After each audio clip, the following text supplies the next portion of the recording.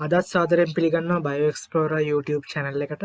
අද අපි මේ වීඩියෝ එකෙන් ෆිසික්ස් ධාරාවිද්‍යුතය සම්බන්ධයෙන් අහපු පහුගිය විභාග රචනා ප්‍රශ්නයක් තමයි සාකච්ඡා කරන්නේ. ඉතින් ප්‍රශ්නෙට යන්න කලින් ඔයාලට මතක් කරනවා තාමත් මගේ channel එක subscribe කරලා නැත්නම් subscribe කරන්න. ඒ වගේම bell icon එකත් click කරන්න. මොකද එතකොට මම වීඩියෝ එකක් upload කරපු ගමන් ඔයාලට notification ලබා ගන්න පුළුවන්. ඉතින් මේ තියෙන අද අපි ඩිස්කස් කරන එසේ එක මේ තියෙන්නේ එසේ එකේ පාර්ට් A පාර්ට් B එක අපි වීඩියෝ එක ඉස්සරහදී ඩිස්කස් කරනවා. ඉතින් ඔයාලට ප්‍රශ්නේ අමතක වුණොත් ආයි වීඩියෝ එක මුලට අවිල්ලා මේ ප්‍රශ්නේ බලා ගන්න පුළුවන්. අභ්‍යන්තර ප්‍රතිරෝධය නොගිනිය හැකි 12 වෝල්ට් බැටරියකින් ජවය සපයන පරිපථයක් එක රූපයේ පෙන්වා ඇත. A හා B බල්බ වල ප්‍රමාණනයන් පිළිවෙලින් 3 වෝල්ට් 0.1 ඇම්පියර් ඒ කියන්නේ A බල්බේ ප්‍රමාණනයන් ඒ වගේම B බල්බේ ප්‍රමාණනයන් 12 වෝල්ට් ඒ වගේම 2 ඇම්පියර් වේ. C සහ D යනු එක් එක්කී අභ්‍යන්තර ප්‍රතිරෝධය ඕම් 6ක් සහිත උපකරණ දෙකක් වේ. ඊළඟට රෝම ඉලක්කම් 1න් අපෙන් අහනවා A බල්බයට ප්‍රමාණනිත වෝල්ටීයතාවය සපයන R1 ප්‍රතිරෝධකයේ අගය ගණනය කරන්න. මෙන්න මේ ප්‍රතිරෝධයේ අගය තමයි අපෙන් අහන්නේ. ඉතින් මේක හරිම ලේසි. දැන් අපි දන්නවා A බල්බේ ප්‍රමාණයන්. ඒ කියන්නේ A බල්බේ වෝල්ටීයතාවය වෝල්ට් 3යි. ඒ වගේම A හරහා 0.1 ඇම්පියර් ධාරාවක් යනවා. ඒ හරහා යන ධාරාවම තමයි R1 හරහාත් යන්නේ. මොකද මේ දෙක ශ්‍රේණිගතව සම්බන්ධ කරලා තියෙන නිසා. ඊළඟට අපිට R1 හරහා වෝල්ටීයතාවය හොයාගන්න පුළුවන්. මෙන්න මේ ලක්ෂ දෙක අතර වෝල්ටීයතාවය වෝල්ට් 12යි.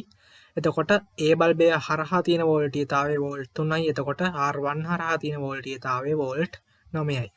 ඉතින් අපි R1 වලට දානවා V සමානයි IR. V කියන්නේ R1 දෙපස ප්‍රතිරෝධය 12 ඍණ 3 වෝල්ට් 9යි. ඒක සමාන වෙනවා 0.1 ඇම්පියර් වැඩි කිරීම R1. එතකොට R1 විදිහට ලැබෙන ඕම් 90යි. C හරහා වෝල්ටීයතාවය සහ 10 ඕම් ප්‍රතිරෝධකයේ ක්ෂමතා උත්සර්ජනය ගණනය කරන්න. දැන් අපිට ගානේ දත්තයක් විදිහට දීලා තිබුණා C වල ප්‍රතිරෝධය ඕම් 6යි. එතකොට අපිට කෙලින්ම C හරහා යන ධාරාව හොයාගන්න පුළුවන්. මෙන්න මේ පුඩුවට කර්චොෆ් දැම්මට පස්සේ එහෙම ධාරාව හොයාගත්තොත් අපිට ලේසියෙන්ම වෝල්ටීයතාවයයි ඒ වගේම ක්ෂමතා උත්සර්ජනයයි දෙකම හොයාගන්න පුළුවන්. ඉතින් අපි මෙන්න මේ පුඩුවට මෙන්න මෙහෙම යන පුඩුවට අපි කර්චොෆ් නියමය දානවා. කර්චොෆ් නියමයෙන් 12 සමානයි I ඒ කියන්නේ මෙන්න මේ කොටස හරහා යන ධාරාව I වැඩි කිරීම 10 කියන්නේ මෙන්න මේ ප්‍රතිරෝධය එකතු කිරීම 6 කියන්නේ C වල ප්‍රතිරෝධය. එතකොට අපිට මෙන්න මේ හරහා C උපකරණය හරහා යන ධාරාව සමානයි 0.75 ඇම්පියර් කියලා ලැබෙනවා. ඊළඟට අපි C හරහා වෝල්ටීයතාව හොයන්න C වලට දානවා V සමානයි IR. I කියන්නේ ධාරාව කලින් හෙව්වා 0.75 ඇම්පියර් වැඩි කිරීම ප්‍රතිරෝධය ඕම් 6යි. එතකොට C හරහා වෝල්ටීයතාවය 4.5 වෝල්ට්. ඊළඟට අපි 10 ඕම් ප්‍රතිරෝධකයේ ක්ෂමතා උත්සර්ජනය හොයනවා. P සමානයි I වර්ග R. ඉතින් C හරහා යන ධාරාවම තමයි 10 ඕම් හරහාත් යන්නේ. එතකොට 0.75 වර්ගය වැඩි කිරීම 10. එතකොට අපිට ක්ෂමතා උත්සර්ජනය විදිහට ලැබෙනවා 5.625 වෝට්. ඊළඟට රෝම ඉලක්කම් අංක 3 D හරහා ධාරාව 0.5 ඇම්පියර් සහ 2 ඇම්පියර් අතරට සීමා කිරීමට හැකියවීම සඳහා R2 විචල්්‍ය ප්‍රතිරෝධකයට තිබිය යුතු අගය කුමක්ද? දැන් ප්‍රශ්නෙන් කියන්නේ මෙන්න මේ D උපකරණය හරහා යන ධාරාව ඇම්පියර් 0.5ත් දෙකත් අතරට සීමා කරන්න නම් මෙන්න මේ R2 වලට තියෙන්න පුළුවන් අගය මොකක්ද කියලා. ඉතින් අපිට මේ ගාන හදනකොට අවස්ථා දෙකකට හදන්න වෙනවා. එකක් තමයි D හරහා 0.5 ඇම්පියර් ධාරාවක් යනකොට, ඊළඟ අවස්ථාව තමයි D හරහා 2 ඇම්පියර් ධාරාවක් යනකොට. මුලින්ම අපි ඇම්පියර් 5ක් යනකොට R2 වල අගය හොයලා යමු. එකට මෙන්න මේ පුඩුවට අපි කෙලින්ම කර්චොෆ් නියමය දානවා. 12 සමානයි 0.5. ඒ කියන්නේ මෙන්න මේ ධාරාව වරහන් ඇතුලේ R2 එකතු කිරීම 6යි. ගානේ දත්තයක් විදිහට දීලා තිබුණා D වල ප්‍රතිරෝධය ඕම් 6යි. එතකොට අපිට R2 වලට අගයක් ලැබෙනවා ඕම් 18යි. ඊළඟට අපි D හරහා ඇම්පියර් 2ක ධාරාවක් යනකොට අවස්ථාවට කර්චොෆ් නියමය දානවා. 12 සමානයි 2යි වරහන් ඇතුලේ R2 එකතු කිරීම 6. එතකොට R2 සමානයි 0යි. එතකොට D හරහා ධාරාව මෙන්න මේ අගයන් දෙක අතරට සීමා කරන්න නම් R2 විචල්්‍ය ප්‍රතිරෝධකයට 0 සහ ඕම් 18 අතර අගයක් තියෙන්න ඕනේ. එතකොට අපිට R2 විචල්්‍ය ප්‍රතිරෝධකයට තිබිය යුතු අගය විදිහට ඕම් 18 දක්වන්න පුළුවන්.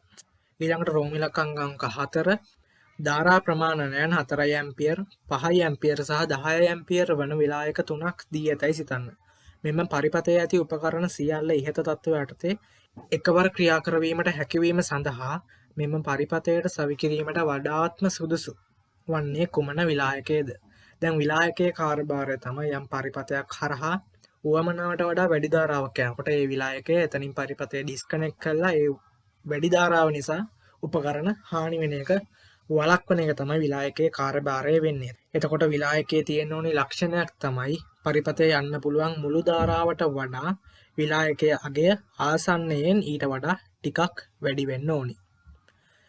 ඉතින් අපිට මේ ගාන හදන්න නම් මුලින්ම මේ පරිපථයේ යන මුළු ධාරාව හොයා ගන්න වෙනවා. එතකොට අපි මුළු ධාරාව සමානයි IA එකතු කිරීම IB, IC සහ ID.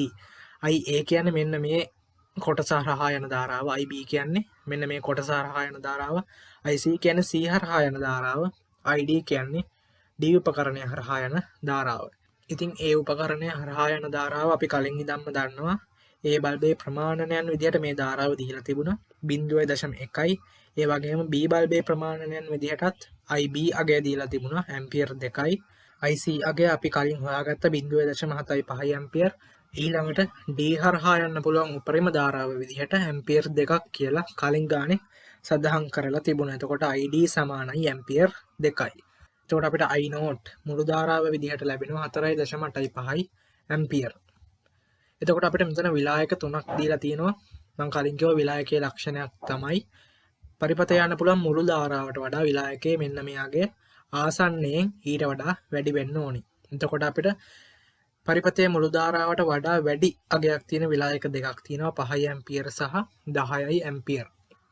ඒත් විලායකයේ මුළු ධාරාවට ආසන්නයෙන් තියෙන්න ඕනි නිසා මෙන්න මේ පරිපථයට යොදන්න පුළුවන් හොඳම විලායකය වෙන්නේ 5 ඇම්පියර් විලායකය. ඊළඟට අපි ගන්න B කොටසට යනවා. ඉහත පරිපථය වැනි විදුලි පරිපථ සාදනු ලබන්නේ විදුලි උපාංග පරිවාරක පුවරු මත සවිකර උපාංගවල අග්‍ර තඹ කම්බි වලින් සම්බන්ධ කිරීම මගිනි. එසේ වුවත් නවීන පරිපථවල එවැනි සම්බන්ධ කිරීම කරනු ලබන්නේ පරිවාරක පුවරු මත මුද්‍රණය කරන ලද තුනී තඹ තීරු මගිනි. මුද්‍රිත පරිපථයක කොටසක් දෙක රූපයේ පෙන්වා ඇති අතර විශාලනය කරන ලද එක් තඹ තීරුවක රූප සටහනක් තුන රූපයේ පෙන්වා ඇත. පහත සියලු ගණනයන් සඳහා තඹ තීරුවල ඝනකම H 0.3 මිලිමීටර් ලෙස ගන්න. ඒ කියන්නේ මෙන්න මෙයාගේ මිලිමීටර් 0.3යි. ඊළඟට රෝම ඉලක්කම් 1න් අපෙන් අහනවා දිග මිලිමීටර් 10ක් සහ පළල මිලිමීටර් 1ක් වූ තඹ තීරුවක ප්‍රතිරෝධය ගණනය කරන්න. තඹවල ප්‍රතිරෝධකතාව දීලා තියෙනවා. ඉතින් අපි දන්නවා යම් සන්නායක කම්බියක ප්‍රතිරෝධය හොයන සමීකරණය R සමානයි ρ L යට A. ρ කියන්නේ ප්‍රතිරෝධකතාව, L කියන්නේ සන්නායකයේ දිග, A කියන්නේ සන්නායකයේ හරස් කඩ වර්ගඵලය. ඉතින් අපි දැන් අගයන් ආදේශ කරමු. ප්‍රතිරෝධකතාව 1.85 වැඩි කිරීම 10 සන්නායකයේ දිග මිලිමීටර් 18යි 10 වැඩි කිරීම 10 මොකද සම්මත ඒකක වලින් අගයන් ආදේශ කරන්න ඕන නිසා මෙන්න මේ මිලිමීටර් අගය අපි මීටර් බවට පරිවර්තනය කරන්න ඒක 10 වැඩි කරනවා. ඊළඟට මේ මුළු අගය බෙදන්න ඕනි සන්නායකයේ හරස් කඩ වර්ගඵලය. හරස් කඩ වර්ගඵලය කියන්නේ මෙන්න මේ පළල වැඩි කිරීම උස W වැඩි කිරීම H. W කියන්නේ මිලිමීටර් 1යි, H කියන්නේ 0.3 මිලිමීටර්. එතකොට 0.3 වැඩි කිරීම 10 වැඩි කිරීම 1 වැඩි කිරීම 10 ඉතින් මෙන්න මේ ගාන සුළු කරාම අපිට තඹ තීරුවේ ප්‍රතිරෝධයේ විදිහට ලැබෙනවා 6 වැඩි කිරීම 10 ඕම්. ඊළඟට රෝම ඉලක්කම් අංක 2 මෙම තීරුව හරහා 0.1 ඇම්පියර් ධාරාවක් ගමන් කරන විට එය හරහා වෝල්ටීයතාවය සහ එහි ක්ෂමතා උත්සර්ජනය ගණනය කරන්න. ඉතින් අපි කෙලින්ම V සමානයි IR දානවා. I කියන්නේ ධාරාව 0.1 ඇම්පියර්. ප්‍රතිරෝධය අපි කලින් හොයාගත්තා. එතකොට 0.1 වැඩි කිරීම 6 වැඩි කිරීම 10 එතකොට තම තීරුව හරහා තියෙන වෝල්ටීයතාවය වෝල්ට් 6 වැඩි කිරීම 10 ඊළඟට අපි ක්ෂමතා උත්සර්ජනය හොයන්න P සමානයි IR සමීකරණය දානවා. I කියන්නේ ධාරාව 0.1 වර්ගය වැඩි කිරීම ප්‍රතිරෝධය 6 වැඩි කිරීම 10 එතකොට ක්ෂමතා උත්සර්ජනය සමානයි වෝට් 6 වැඩි කිරීම 10 ඊළඟට රෝම ඉලක්කම් අංක 3 තප්පරයක් තුලදී උත්සර්ජනය වන සියලුම තාපය පරිසරයට හානි නොවි තීරුව තුළ එකතු වූයේ නම් එහි උෂ්ණත්වය ඉහළ නගින ප්‍රමාණය කොපමණද? තඹවල විශිෂ්ට තාපධාරිතාවයයි ඝනත්වයයි දීලා තියෙනවා. ඉතින් මෙන්න මේ තඹ තීරුව හරහා ධාරාවක් ගලන් යනකොට ඒ ධාරාව ගලන් යන නිසා ජූල් තාපනය නිසා මේ තඹ තීරුවෙන් තාපය උත්පාදනය වෙනවා. ඒ උත්පාදනය වෙන තාපය පරිසරයට හානි වෙන්නේ නැතුව තඹ තීරුව විසින්ම අවශෝෂණය කරගත්තොත් ඒ තඹ තීරුවේ උෂ්ණත්වය කොච්චරකින් ඉහළ යනවද කියලා තමයි අපෙන් අහන්නේ. ඉතින් මේකදී අහන්නේ තප්පරයක් තුලදී උත්සර්ජන වෙන තාපය නිසා කලින් ගානදී හොයාගත්ත අපි ක්ෂමතා උත්සර්ජනය කීයද කියලා.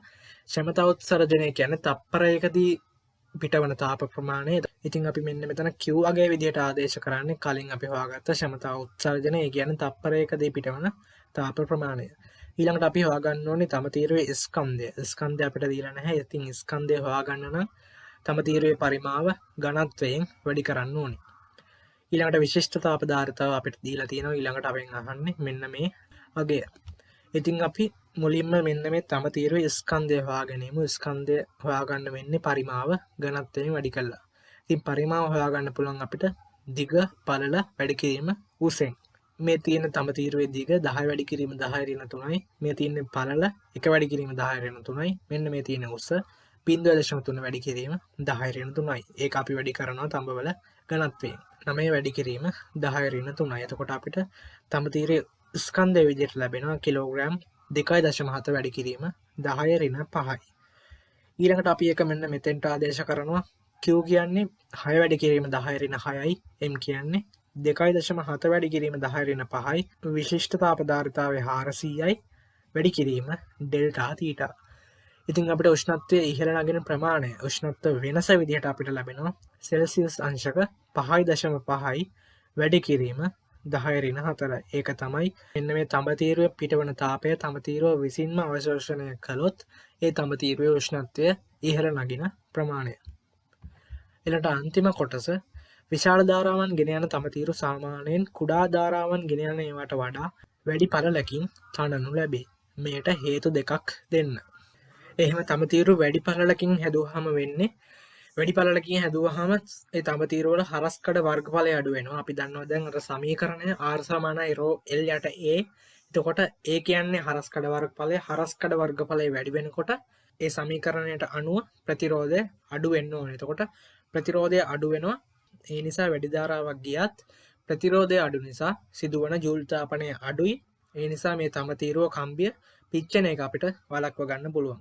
ඒ වගේම තව හේතුවක් තමයි මේ වැඩි පළලකින් තනනකොට වැඩි පළලක් තියෙන නිසා මේ තඹ තීරුවේ පෘෂ්ඨික වර්ගඵලය වැඩි. පෘෂ්ඨික වර්ගඵලය වැඩි වෙනකොට තඹ තීරුවේ නිපදවන තාපය පරිසරයට මුදා හරින්න වැඩි වර්ගඵලයක් තියෙනවා. ඒ නිසා ඒ තාප හුවමාරු ක්‍රියාවලිය වේගවත් වෙනවා. වේගවත් වෙන නිසා තඹ තීරුවේ උෂ්ණත්වය ඕනෑවට වඩා ඉහළ යන එක අපිට වළක්ව ගන්න පුළුවන්. ඒකෙනුත් අපිට තඹ තීරුවට සිද්ධ වෙන හානිය අපිට අවම කරන්න පුළුවන්. ඉතින් ඒක තමයි මේ ප්‍රශ්නෙට උත්තරේ විදිහට එන්න ඕනේ හේතු දෙක. ඔන්න ඔය විදිහට අපි ධාරා විද්‍යුතයේ එසේ ප්‍රශ්නේ ඩිස්කස් කරලා ඉවර කරනවා. ඉතින් යන්න කලින් වීඩියෝ එක පහලින් ලයික් එකක් දාන්න කමෙන්ට් කරන්න. මේ වීඩියෝ එකේ ඔයාලට මොනවා හරි නොතේරුණු තැනක් තියෙනවා නම් අපැහැදිලි තැනක් තියෙනවා නම් පහලින් කමෙන්ට් කරන්න. ඒ වගේම මතක් කරනවා මගේ channel එක subscribe කරන්න. මොකද මම ඉස්සරහටත් මේ වගේම physics chemistry සහ biology videos upload කරනවා. ඉතින් මේ වගේම වීඩියෝ එකකින් ආයෙත් මුණ ගැහිමු.